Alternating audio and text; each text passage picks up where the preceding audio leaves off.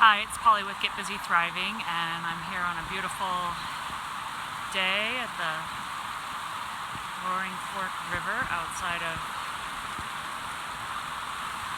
Aspen, Colorado, and I was just sitting for a few, writing some notes. I'm going to take a walk as I get a little further away from the water so you can hear me better. And what I wanted to share today in this video is some answers to some questions that I got from Chloe from Australia. And Chloe's 17 and she sent me these questions, and I was like, those are great questions, Chloe. Let's answer those and put it in a video instead of typing it all out. And then this way everybody has the answers. So they're my answers, but I think it's worthwhile to share. So Chloe said that she had a very similar experience to Catherine Hansen, who wrote Brain Over Binge, and that is that she heard from therapists that lasting recovery isn't possible. And I was like, oh my God, are people really telling, especially experts in our area. I am sitting here, age 45, started binging and purging when I was 14, had bulimia for 20 years. 11 years later, I don't have bulimia. I stopped when I was 34, and I'm not binging, I'm not purging. So yes, lasting recovery is possible. There are probably more people walking this planet that have lasting recovery than those that have bulimia. I don't have any statistics, but from my heart, I believe that's true, and I'm one of them. So there's at least one of us out here, and I have no urges. I have no desire to ever go back to bulimia. It just doesn't. It's not even part of my reality. So yes, Chloe, lasting recovery is possible, sweetie, and if you can believe me as an example of that, then at least there's one person that can give you that hope. So hope that answers your first question. Your second question is, well, you really kind of stated it. You didn't ask it as a question, but I wanted to speak to it, and that is, I can't visualize my life without bulimia. I get that when, bulimia is, I would, binge and purge 10 times a day on a Saturday and just be exhausted. Go through possibly $100 or more, who knows, of food in a day, and just back and forth, fridge, couch, toilet, back and forth. So I get how it might not be possible to visualize it. So I wanted to give you some ideas, because at some point you need to create that vision if you want to live into it. Sorry, I dropped my notes. So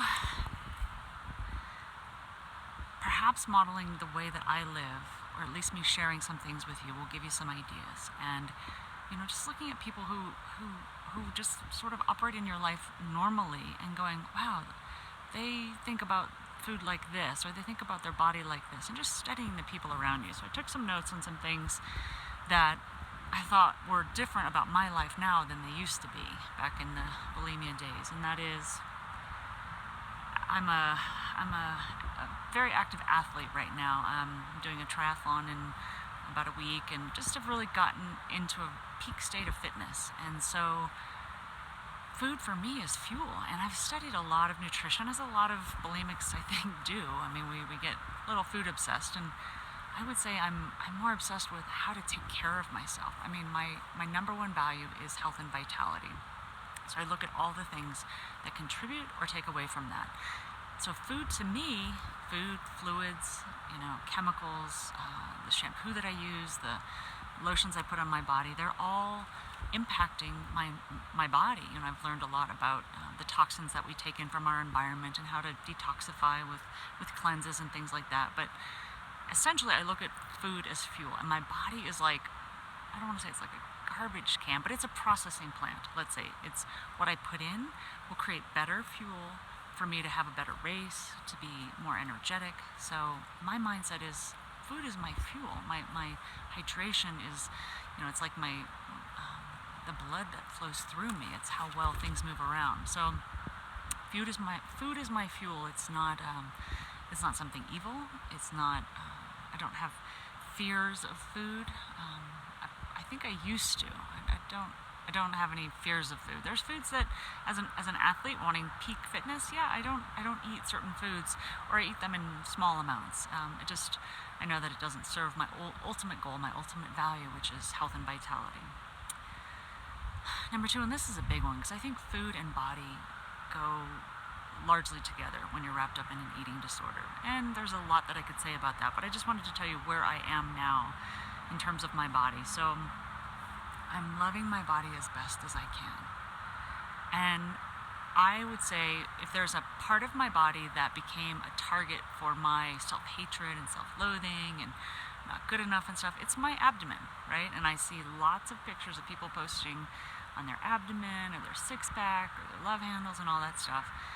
And that, for a long time, was such a trigger for me. And now it just sort of, it saddens me that our society is so focused on our abdomen. And not to say that I love my abdomen.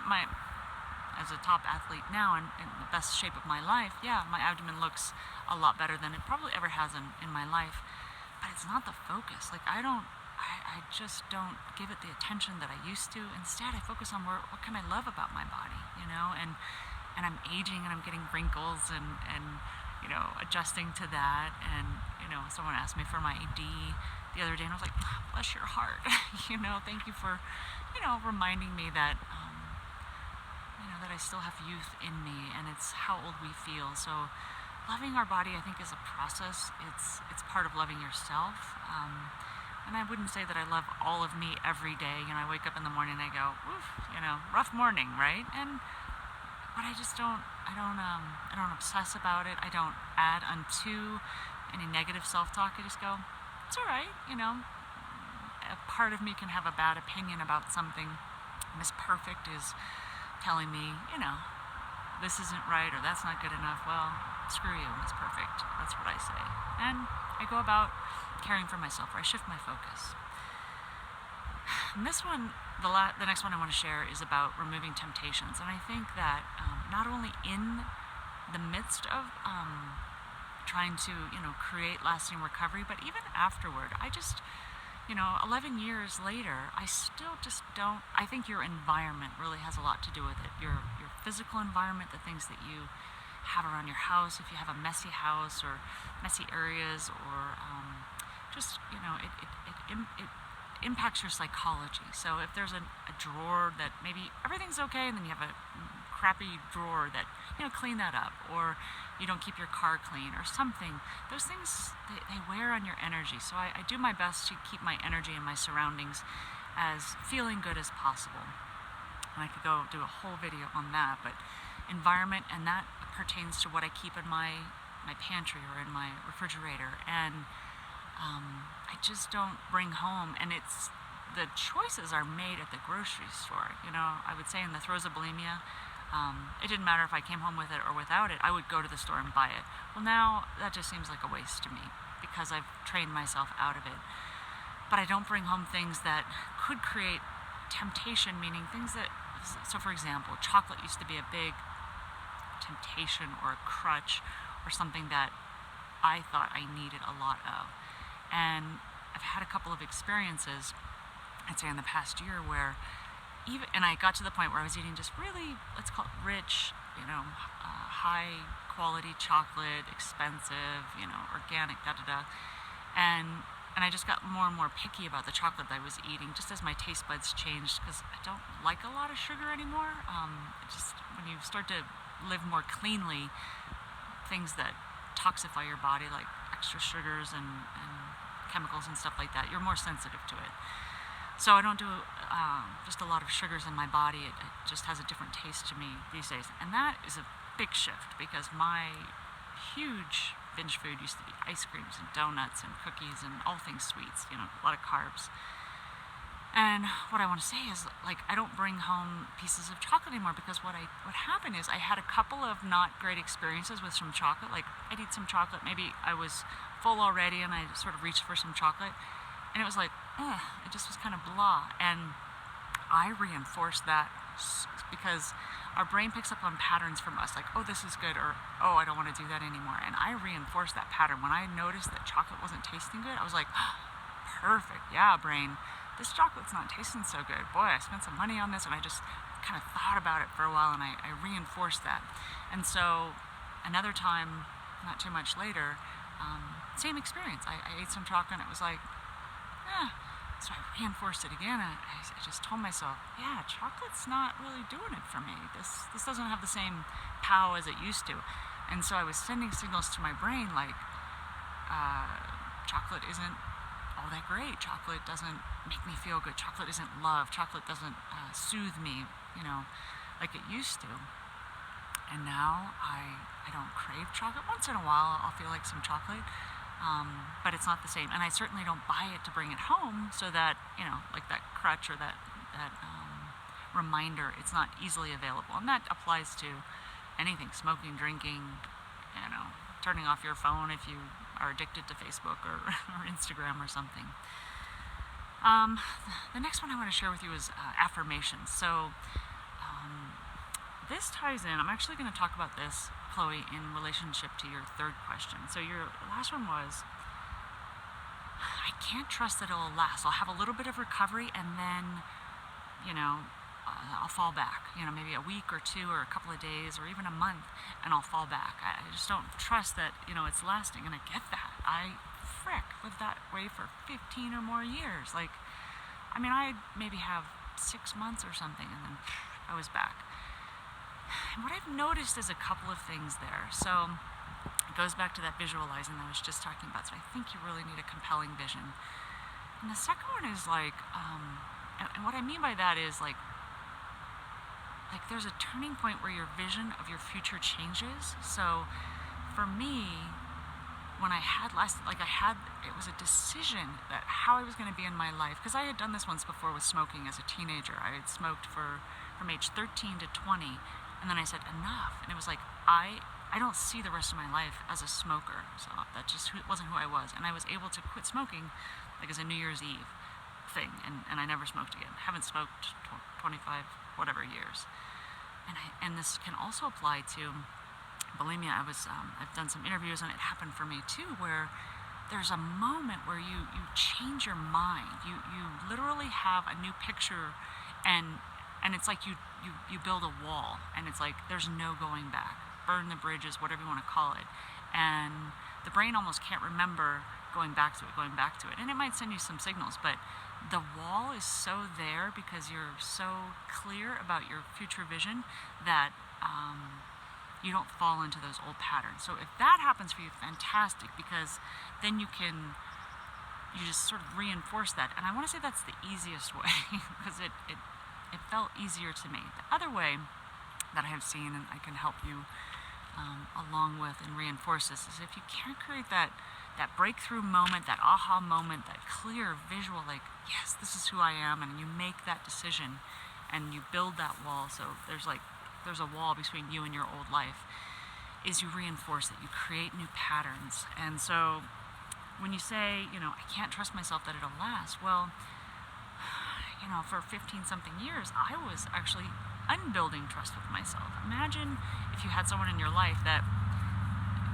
every day they tell you something and then they didn't do it. They tell you something and then they didn't do it. You're like, look, man, I just don't believe anything you say. Well, that's what you've done to yourself. You've created lack of trust. You don't have self-trust. You don't trust yourself anymore to keep a commitment.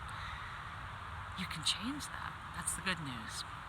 And how you would start that, I would actually recommend starting to build self-trust on other little things. So what I was thinking about with this, and I want to give a tip of hat to Elizabeth Benton from, what's her blog? Primal Potential, great podcast that she has, and she reminded me of this, and this is true, and that is, we do this lack of trust through self-talk and all these things with ourselves, and so, just like a relationship with a friend that didn't keep their commitment every time, you wouldn't trust them. So the best way is to start building trust with little things that you can do and keep those commitments. So the things that you say out loud to yourself and you don't do, the discipline or the keeping it, you want to do that. So find little ways in your day that you can rebuild that trust. And one of the things I want to add to that, which goes back to the last answer, and that is affirmation. So what I without even knowing it, what I was reinforcing through some of the work that I was doing in another program was an affirmation that said, my word is law in the universe. And that comes from T. Harv Eker. I studied him in the 90s, and sorry, in the early 2000s, and my word is law in the universe. And I had experiences of that, and I was living that so compellingly that if I said it, I did it, or it happened.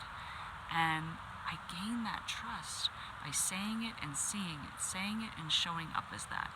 And if I didn't say it, so I would say being intentional with your words, like I'm going to do that after work today, or I'm going to work on that in my business today, or I'm going to follow through and make that phone call that I need to make, or schedule a vacation, or what have you, or save some money this month. Whatever it is, say some things and do those things, and you will gently begin rebuilding trust.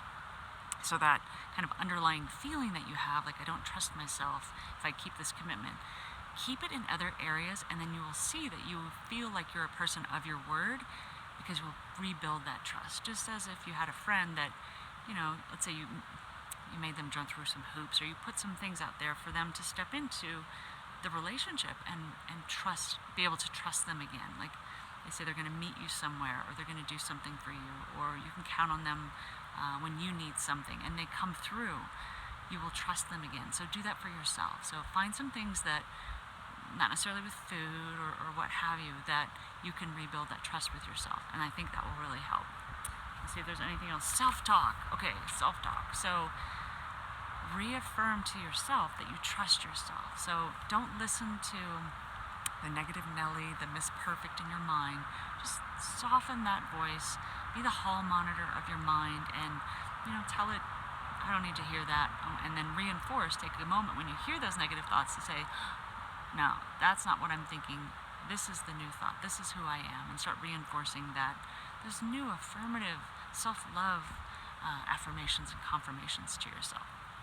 All right, Chloe, I hope that gives you a good start. And I welcome any feedback and any other further questions. Thanks for listening.